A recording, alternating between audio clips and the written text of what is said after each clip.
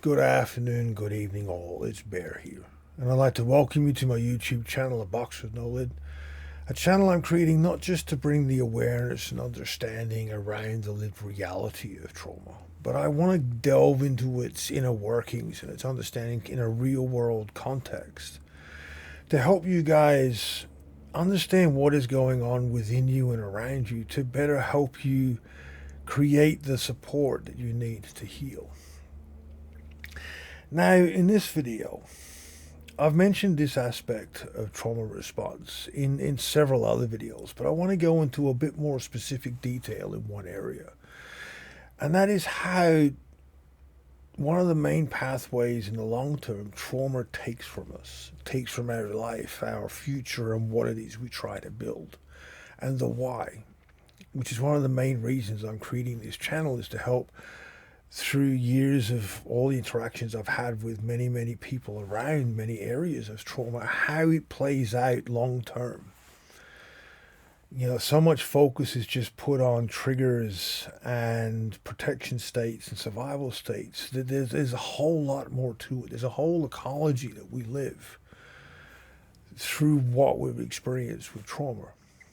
And as I said, one of the key areas that long term this affects us is we all know that when we go through traumatic experiences, especially when we're looking at early childhood, pre-verbal, complex trauma, all the really long-term, messy, complicated trauma bases that are multiple type, multiple event, and there are lots of facets to it. It creates what is commonly understood or easily understood as a survival state.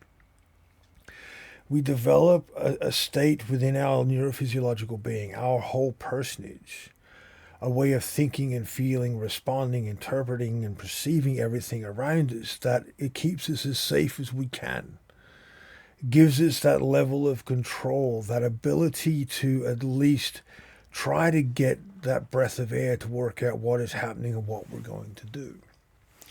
Now, this survival state very quickly becomes embedded as a natural way of being. And we'll amend it where we need to the level of basic food, basic provisions of what we need to survive and live. And dependent upon our deficits and all these structures is where we will make these amendings. But that's not so much what this video is about. What this video is about, if we look at it on the context of a garden, which is the easiest analogy I can use to explain it, when we have a survival mindset, when we go through complex trauma, everything comes down to this black and white. There are no gray areas. Gray areas create unknown. Unknown is bad. Unknown sets our anxiety levels, our hypervigilance, hyperawareness, and all these different states into play. So black and white becomes no, it's yes or no. Long term, that thinking shapes a mechanism of what we put into the ground, what we plant for our future is limited. Because of the unknowability of so many facets of our life, we limit what we do to prepare for our future. What we're going to harvest and use as resources down the road. We're so focused on the immediate point of survival, and survival states keep us constantly in that hypervigilant moment that our ability to future plan diminishes. And over time, I've found that the level of anxiety associated with future planning gets heightened because it seems such an impossible task on several fronts. One of them being that we're so focused on the now and we're so conditioning ourselves to focus on the now to survive that any thought of this unknowability is just too much on the plate.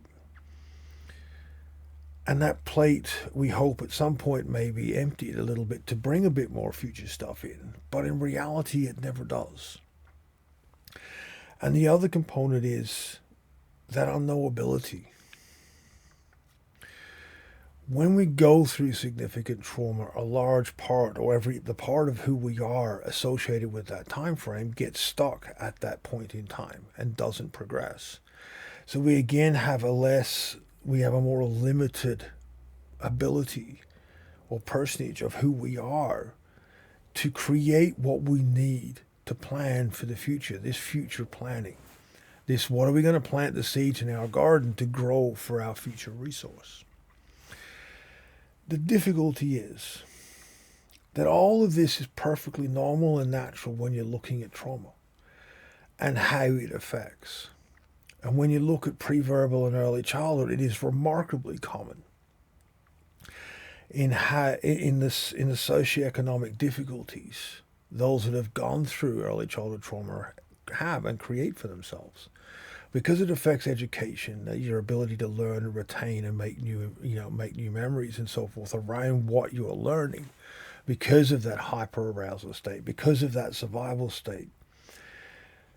Our ability to grow a future gets diminished. And for a lot of us, when you get into your late 40s and 50s is when that really sinks home.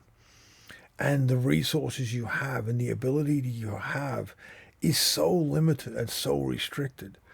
And those restrictions were embedded and created decades ago. I also see it being embedded in the process through people that are younger. And you know through experience that this is what they're going to create down the road, but the ability to raise it with somebody who has gone through trauma is very challenging.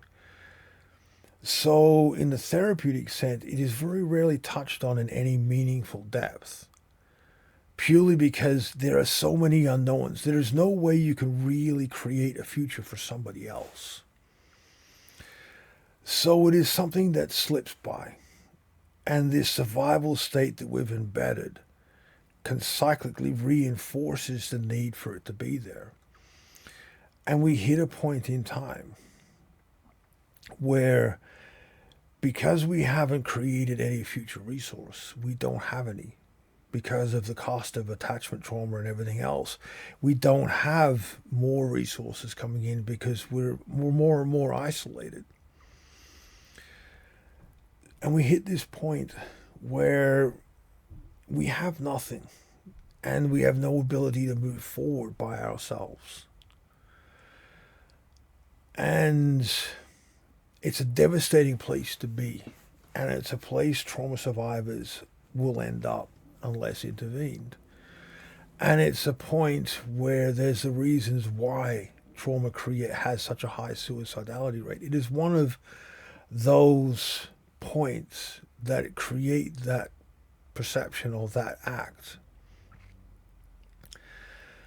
How do we prevent it? Now, in the beginning, when we're trying to understand trauma and how it's changed us, we can't look at this stuff. It is too button pushy. But when we start to get a little further down the road and we're starting to get a handle on at least what's going on for us, we also need to be mindful to be able to teach ourselves to plant things for our future. To create and be mindful in ways of creating things that can provide what resources we will need down the road. It is not an easy thing to do. I'm not pretending that it is. It is a very difficult thing to do alone. That's why, as I've said through countless videos, attachment trauma is the first port of call. If we heal how we connect, we can bring in the ecologies to support us.